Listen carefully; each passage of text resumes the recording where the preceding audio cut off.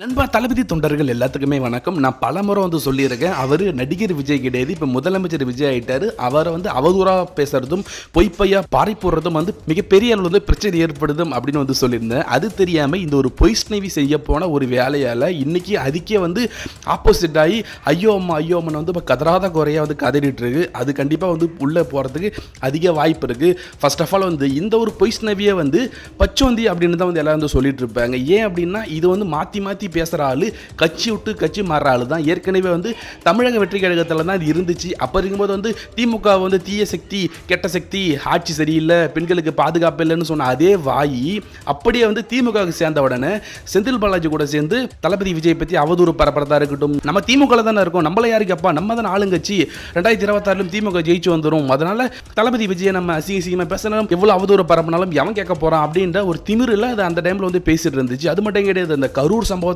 இது மேல தமிழக மக்களே அந்த அளவுக்கு ஒரு வெறுப்புலையும் கோபத்திலையும் இருந்தாங்க. ஏன்னா அந்த 41 பிணங்களை வச்சு இது கேவலமான ஒரு அரசியல் பண்ணிருந்துச்சு நம்ம தளபதி விஜய் கீதர். ஆனா இது என்ன வேலை பார்த்துருக்கு அப்படின்னா, நம்ம தளபதி விஜயோட புகைப்படத்தை எடுத்து பச்சோந்தி மாதிரி போட்டு பச்சோந்தி விஜய் அப்படின்ற மாதிரி ஒரு போஸ்ட் போட்டுருக்கு. ஏற்கனவே நான் சொல்லியிருந்தேன், அவர் சாதாரண நடிகர் கிடையாது, நீ ஆளுங்கட்சியா இருந்தா கூட பரவாயில்ல, இப்ப நீங்க எதிர்கட்சி. ஆனா ஒரு முதலமைச்சர் விஜய இந்த மாதிரி ஒரு கேலி சித்திரமா ஆக்குற அளவுக்கு பச்சோந்தின்ற மாதிரி போட்டு வச்சிருக்கு. அது மட்டும் கிடையாது, ஒன்னா நபர் பச்சோந்தி இதுதான், இதைதான் எல்லாம் பச்சோந்தின்னு சொல்லுவாங்க. இந்த ஒரு பச்சோந்தி நம்ம விஜய் அண்ணனை பார்த்து இந்த மாதிரி போஸ்ட் போட்டு அதன் பிறகு இது எல்லாரும் போட்டு இழுத்து அடிக்க ஆரம்பிச்சிட்டாங்க. அது மட்டும் கிடையாது, ஏற்கனவே தளபதி விஜய் பற்றி அசிங்கமாக பேசணும் அவதூறு பரப்பினவங்களையும் தமிழ்நாடு காவல்துறை கைது பண்ணியிருந்துச்சு.